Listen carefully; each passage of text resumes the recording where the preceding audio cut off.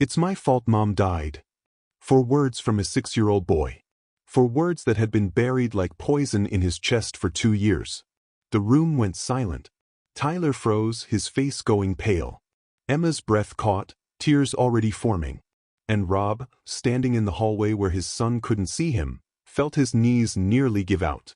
Because there are moments that define a family. Moments where everything that came before leads to a single choice. A single truth.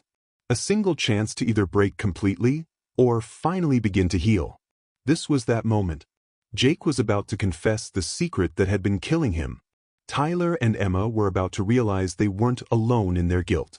Rob was about to hear the truth he'd been too broken to ask about for 2 years.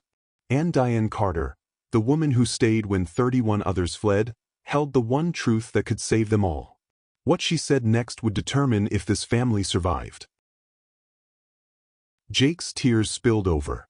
His voice shook as the words poured out, the secret he'd been carrying for 2 long years. We were in the car. Mom was driving us to school. I forgot my backpack in the back seat. She turned around to hand it to me and his voice cracked completely. That's when it happened. His whole body trembled. She was looking at me. Right at me. And then her face went weird. She grabbed her head. The car swerved and Tyler had gone completely pale. Emma was shaking, tears streaming down her face. Jake's sobs came harder. If I hadn't forgotten my stupid backpack, she wouldn't have turned around. She'd still be alive. She'd still be here. It's my fault. It's all my fault. He collapsed forward, his face in his hands, his small body shaking with the weight of 2 years of guilt finally spoken aloud. Tyler stared at his brother, his own eyes filling with tears. Emma made a small, broken sound.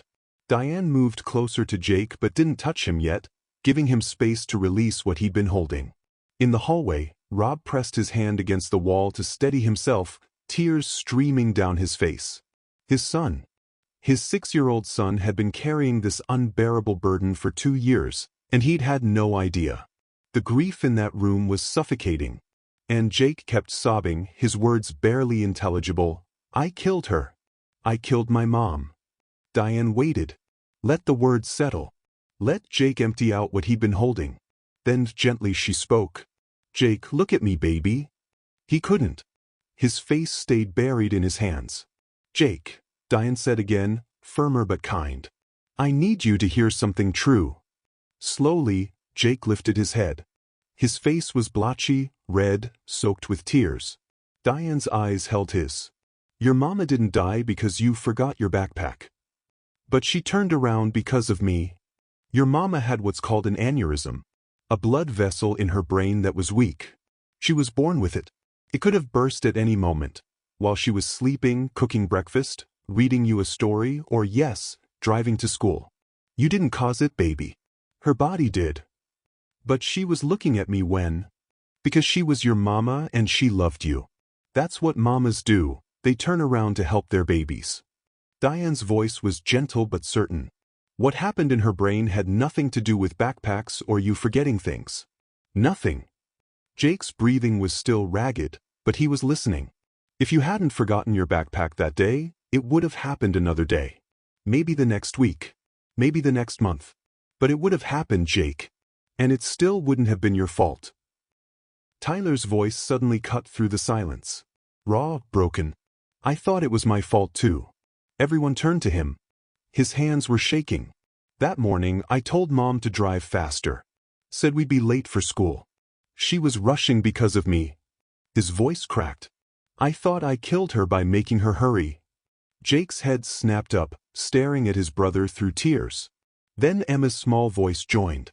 I spilled juice on my dress that morning. Mom was stressed about cleaning it. She kept saying we were going to be late because of me.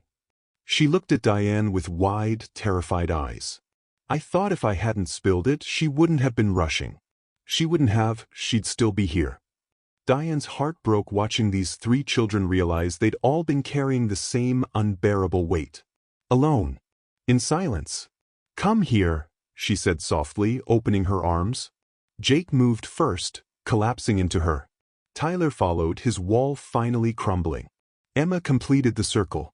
All three children holding on to Diane while 2 years of secret guilt poured out. "You all think you killed her," Diane said, her own tears falling now. "But babies, your mama died because sometimes bodies break. Not because of backpacks or rushing or spilled juice. Never, ever because of you." "But," Tyler started. "No buts. Listen to me." Diane pulled them closer. "Your mama's brain had a weak spot from the day she was born. Doctors call it a congenital aneurysm. It was going to burst someday no matter what. You could have been perfect children that morning. Quiet, on time, no spills, nothing forgotten, and it still would have happened. Because it was in her body, not in your choices." Jake's voice was muffled against her shoulder. "The doctors said that? The doctors told your dad that at the hospital, right after it happened?" Tyler pulled back slightly, looking toward the hallway where Rob stood frozen. "Dad knew." Rob stepped into the room, his face devastated. "I knew. And I should have told you. God, I should have told you." Rob knelt beside the quilt, his voice breaking. "The doctors told me at the hospital, while you three were in the waiting room with your aunt. They said Mom had a congenital brain aneurysm, that it could have happened at any time, that there was nothing anyone could have done." Tyler's eyes were red, accusing. "Why didn't you tell us?" "Because I was broken." Rob's tears matched theirs. "When Mom died, I shattered. And instead of helping you heal, I ran. I buried myself in work. Avoided you. Packed away her things. Made rules to control the chaos because I couldn't control my own grief." He looked at Jake. "You've been blaming yourself for 2 years because I was too broken to tell you the truth." "We all have," Emma whispered. "I know that now. And I'm so sorry." Rob reached for them, hesitant. "I failed you. After you lost your mom, you lost me too. And you've been trying to survive on your own ever since." Tyler's jaw clenched. "You said I had to be strong. Be the man of the house. I thought that meant I couldn't cry. Couldn't be sad. Had to take care of Jake and Emma because you wouldn't." Rob's face crumpled. "I said that. God, Tyler, you were 6 years old and I told you to be the man of the house. What was I thinking?" "You weren't," Diane said quietly. "You were grieving. And grief makes us do things that hurt the people we love most." Rob nodded, unable to speak. "But you're here now," Diane continued. "And you're telling them the truth. That's what matters." "Is it too late?" Rob asked, looking at his children. "Have I broken this too badly to fix?" Tyler stared at his father for a long moment. Then slowly he reached out. Took Rob's hand. "You're here now," Tyler echoed, voice hoarse. "That's what Diane said. You're here now." Jake took Rob's other hand. Emma moved into his arms. And for the first time since Caroline's funeral, all 4 of them cried together. Not separately. Not in different rooms. Not in hiding. Together. They stayed like that for what felt like hours. Tangled together on Big Mama's quilt. Crying. Talking. Finally saying the things that had needed to be said for 2 years. Jake told them about the nightmares he had every night.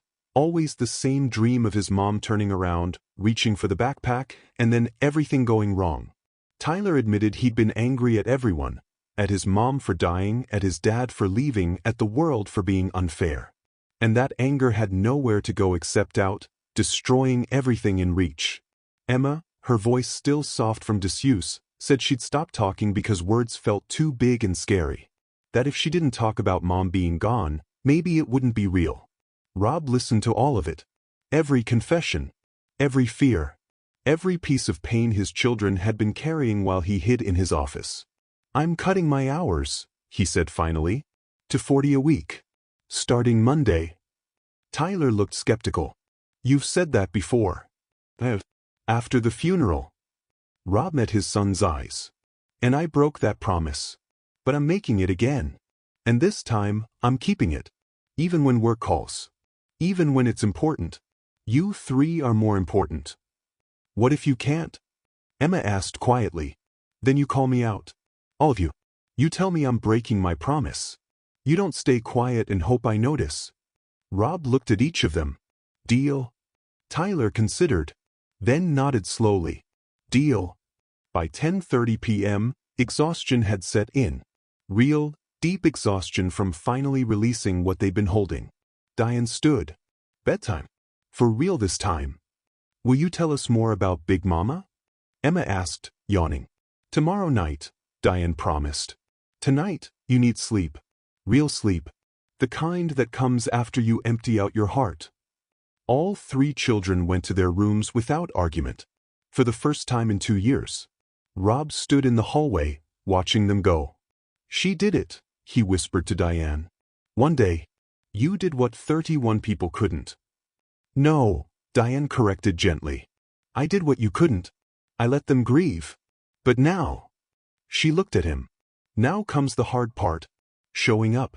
Every day. Proving you meant what you said. That's the real work, Mr. Sullivan. How long? 6 to 8 weeks. If you commit fully. Her eyes were serious. Can you do that? Rob looked at his children's closed doors. Thought about Caroline. About the 2 years he'd wasted running. Yes, he said. I can. I will. Then we have a chance. If you just watched a family start to heal from the inside out, smash that like button. Comment. What's one truth you wish someone had told you sooner? Subscribe because the next weeks will test everything Rob just promised. You won't want to miss this. The next morning, something was different in the Sullivan house. Rob made breakfast. Burnt toast, scrambled eggs that were somehow both runny and rubbery, but he was there. At 7 a.m. In the kitchen. Smiling nervously when the triplets shuffled in. Morning, he said. I made while I attempted breakfast. Tyler eyed the food suspiciously. Jake sat down cautiously. Emma climbed into her usual chair and waited. They ate together. Rob asked about their dreams. Tyler shrugged. Jake mumbled something about dinosaurs. Emma said she dreamed about butterflies. It was awkward. Stilted. Nothing like the easy conversations they'd had with Caroline. But it was something. Over the next week, Rob kept his promise. Every morning, breakfast. Every evening, dinner. He worked from 9 a.m. to 5 p.m., then came home. Actually home. Not disappearing into his office. Day 3, he took them to the park. Tyler ran ahead, testing if Dad would follow. Rob followed. Day 5, Jake asked for help with a nightmare. Rob sat on his bed for 2 hours, talking about nothing and everything until Jake fell back asleep. Day 7, Emma brought him a drawing she'd made, a family of 4 holding hands. Rob hung it on his office wall, right next to his computer screen. Diane watched it all from the edges, coming 3 times a week now instead of daily. Letting the family find their rhythm. They're doing well, Dennis observed one afternoon. They're doing great, Diane corrected. But Tyler's watching. Waiting for Rob to break. That's coming. How can you tell? Because hurt children don't trust peace. They test it. Push it. Try to break it before it breaks them. Diane looked toward the backyard where Rob was pushing Emma on the swing. Tyler's the protector. He'll test the hardest. When? Soon. Maybe a week. Maybe tomorrow. But it's coming. She was right. On day 8, everything exploded. It started with a phone call. Rob's assistant. The board needs you for an emergency meeting. Today, 2 p.m. Non-negotiable. Rob looked at the calendar. He'd promised to take the kids to get ice cream at 2 p.m. First Saturday outing in 2 years. Tell them I can't make it. Sir, it's about the merger. If you're not there, then they'll figure it out without me. Rob hung up. Tyler had been listening from the doorway. You have a meeting. I did. I canceled it. You didn't have to do that. Yes, I did. I promised you ice cream at 2. Tyler's face was unreadable. It's fine. You can go to your meeting. I'm not going to the meeting, Tyler. I'm taking you for ice cream. What if they fire you? Then I'll find another job. But I'm not missing ice cream. Rob knelt down. I know you're waiting for me to choose work. I did that for 2 years. But I'm not that person anymore. Tyler stared at him. Prove it. I am proving it. Every day. By being here. That's not enough. Tyler's voice rose. You were here for a week after Mom died too. Then you left. I'm not leaving this time. You're lying. Tyler screamed. You're just gonna wait until we're better and then you'll go back to work all the time and we'll be alone again. Tyler! I hate you! Tyler ran up the stairs, slammed his bedroom door. Rob stood frozen, the words hitting like physical blows. Jake and Emma watched from the living room, scared. Diane appeared from the kitchen. Go to him. He said he hates me. He said what he needed to say to push you away before you leave him again. Diane's voice was firm. So prove him wrong. Go up there, don't yell, don't punish. Just stay. Rob looked at the stairs, at his son's closed door. Then he climbed. Rob knocked on Tyler's door. Tyler? Can I come in? No. Go away. I'm not going away, bud. I'm sitting right here until you're ready to talk. Then you'll be there forever. That's fine. Rob slid down, back against the door. I've got nowhere else to be. Silence. Then sounds of things being thrown inside. Tyler destroying his own room. Rob didn't move. Didn't yell. Just sat. 5 minutes. 10, 15. Jake appeared at the top of the stairs. Dad? Tyler's breaking stuff. I know. Aren't you gonna stop him? Not yet. He needs to get it out. Jake sat down next to Rob. Is he gonna be okay? Yeah, buddy. He's scared I'm going to leave again. So he's testing me. Seeing if I'll give up. Are you? Rob put his arm around Jake. Not a chance. Emma climbed the stairs, clutching her stuffed bunny. She sat on Rob's other side. All three of them sitting outside Tyler's door while he raged inside. After 20 minutes, the sounds stopped. Silence. Then Tyler's voice, small and broken, Dad? Still here, Tyler? You really stayed? I really stayed. The whole time. The whole time. And I'm not leaving until you open this door. More silence. Then the lock clicked. The door opened slowly. Tyler's face was red, streaked with tears, his room destroyed behind him. I said I hated you. I know. I didn't mean it. I know that too. I'm sorry. Rob pulled him into a hug. You don't have to be sorry for being scared, Tyler. But I need you to hear me. Really hear me. I'm not leaving. Not for work. Not for anything. You're stuck with me. Tyler's small body shook. Promise. I promise. And I'll keep proving it. Every single day. Until you believe me. Tyler held on tighter. Okay. Okay. I'll try to believe you. That's all I'm asking. 3 weeks in, the changes were subtle but real. Tyler still tested small things, like forgetting to tell Rob about school events, watching to see if Dad would notice. Rob noticed. Showed up. Every time. Jake's nightmares decreased from every night to 3 times a week. When they came, he'd pad down the hall to Rob's room instead of suffering alone. Rob would make hot chocolate and they'd talk until dawn. Emma started speaking in full sentences at dinner. Not just yes or no, but actual stories about her day. About her friend Sophia. About art class. About the butterfly she saw that reminded her of Mom. They visited Caroline's grave together one Saturday. Brought flowers. Told her about their week. Cried a little. Laughed a little. I think Mom would be proud of us, Emma said, arranging sunflowers on the grave. She would, Rob agreed. Of all of us. Even me. Tyler asked quietly. For being so angry all the time? Especially you. For finally letting yourself feel it instead of just breaking things. At school, teachers noticed changes. Tyler helped a classmate who dropped their lunch tray. Didn't laugh, just helped clean up. Jake raised his hand in class for the first time all year. Emma volunteered to read aloud. Principal Morrison called Rob. Mr. Sullivan, I don't know what you're doing, but keep doing it. These are not the same children who left here 6 months ago. Diane's visits reduced to once a week. You're doing the work, she told Rob during a check-in. The real work. Showing up. Being present. Not perfect, but present. It's harder than I thought. Good things usually are. Tyler still doesn't fully trust me. He will. But it takes time. Consistency. You've been here 3 weeks. He needs to see you here for 3 months. 6 months. A year. Diane smiled. You're in this for life now, Mr. Sullivan. No shortcuts. Good, Rob said. I don't want shortcuts.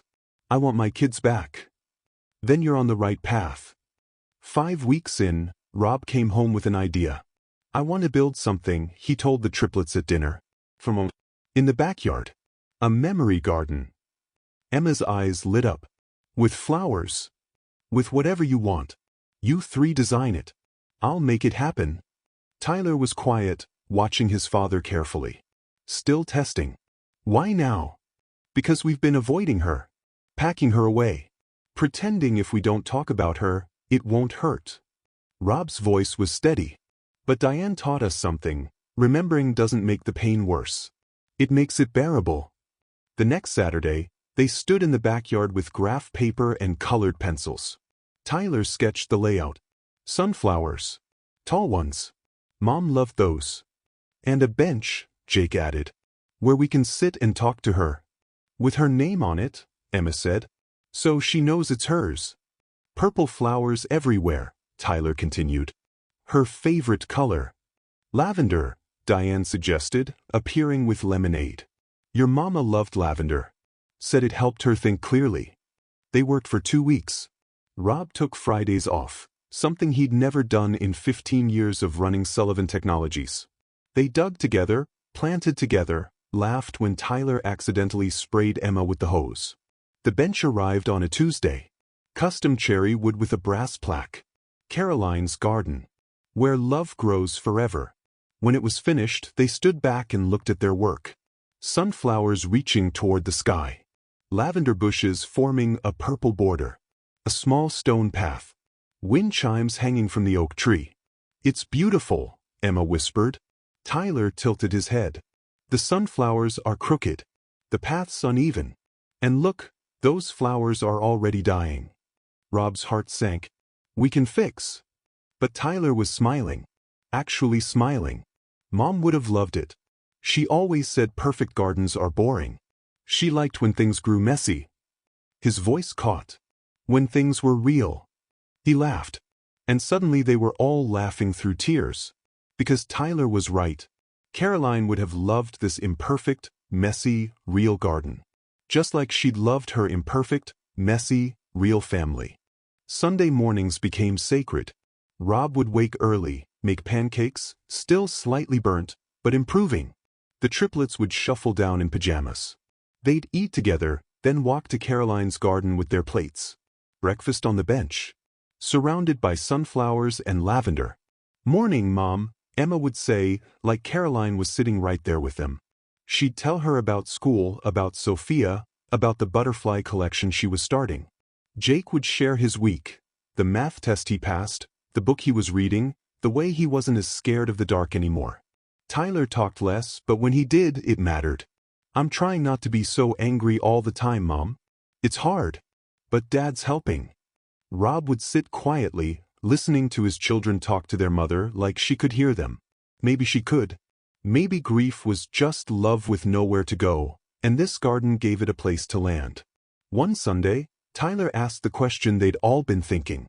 Dad, do you think Mom knows? About us getting better? Rob looked at the sunflowers swaying in the breeze. I think she does. And I think she's proud of us. Even though it took so long? Especially because it took so long.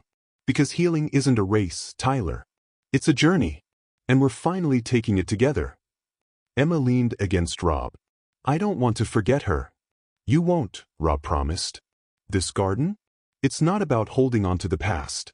It's about bringing the best parts of her into our future. Her love for sunflowers. Her laugh. The way she made everything feel like an adventure. He pulled all three close. She's not just in this garden. She's in you. In your kindness, Jake. Your strength, Tyler. Your joy, Emma. And in you? Emma asked. Rob's throat tightened. I'm working on that part. Trying to be the man she believed I could be. You're getting there, Dad, Tyler said quietly. It was the first time he'd sounded like he meant it. 7 weeks after Diane's arrival, the triplets returned to Greenfield Elementary, the school that had expelled them 6 months earlier. Principal Morrison was skeptical. Mr. Sullivan, I want to believe change is possible, but 2 weeks, Rob said firmly. Give them 2 weeks. One incident, I'll make other arrangements. Morrison agreed. Reluctantly. Day 1. Tyler sat through entire classes without disruption. At recess, a first grader fell and skinned his knee. Tyler helped him to the nurse. His teacher, Mrs. Patterson, watched in stunned silence. Day 3. Jake raised his hand to answer a question. Got it right. Made a friend named Marcus who loved dinosaurs as much as he did. Day 5. Emma auditioned for the school play. Spoke her lines clearly, confidently. Got cast as the narrator. End of week 1. No incidents. No destroyed property.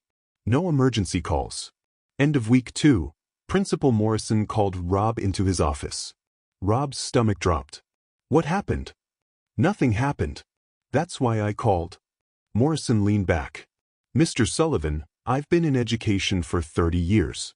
I've seen every intervention, every therapy program, every behavioral modification technique. And I've never seen a transformation like this. We had help. A very good nanny. It's more than that. These children feel safe now. But that's not something a nanny can do alone. Morrison paused. What changed, Mr. Sullivan? Really? Rob thought about porch time. About Big Mama's quilt. About sitting outside Tyler's door while he raged. About Sunday mornings in Caroline's garden. I showed up, he said simply. I stopped running from their grief and let them feel it. Turns out, they weren't broken. They were just hurting. And hurt kids who feel safe? They heal. Morrison nodded slowly. Well, whatever you're doing, keep doing it. Your children have their place here. Permanently. Walking to the car, Tyler took Rob's hand. We get to stay? You get to stay. Because we're better now? Because you're you. And that's enough. 8 weeks after her first day, Diane gathered the family in the living room. Big Mama's quilt spread out one last time for full family porch time. I have something to tell you, she began. Tyler's face went white. You're leaving. Not leaving. Transitioning. Diane smiled gently. You don't need me every day anymore. You're doing the work yourselves. So starting next week, I'm moving to once-a-week check-ins. The rest of the time? You've got this. No, we don't.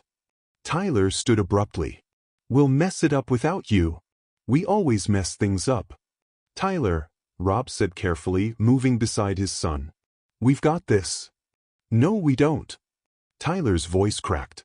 You're gonna get busy again and Emma's gonna stop talking and Jake's gonna get scared and I'm gonna break things and… Diane stood, moved to Tyler. Baby, look at me. He couldn't. Wouldn't. You've done every hard thing these past 8 weeks. You talked about your mama. You cried. You told the truth. You forgave your dad. You went back to school. You built a garden. You did all that. Not me. You. But you showed us how. I showed you the first step. You walked the whole path. She tilted his chin up. And you'll keep walking. Because you're not the scared, angry boy I met 2 months ago. You're brave. Strong, loved. What if we mess up? Then you figure it out together, Diane said. No running. No giving up. Just family. Working through it. She looked at Rob. Right, Mr. Sullivan? Right? Rob said firmly. I'm not going anywhere, Tyler. My calendar's blocked. Every morning, every evening, every weekend. In ink, permanent. Tyler searched his father's face. Found certainty there. Okay. Okay. I'm still scared. But okay. Diane pulled them all into a hug. Jake and Emma joining. Being scared and doing it anyway? Diane whispered. That's the bravest thing there is. If this transformation is hitting you right in the heart, smash that like button. Comment. What's one thing you wish your parent had told you about grief? Or one thing you'll tell your own children? Subscribe, like, share and drop your thoughts in the comment section.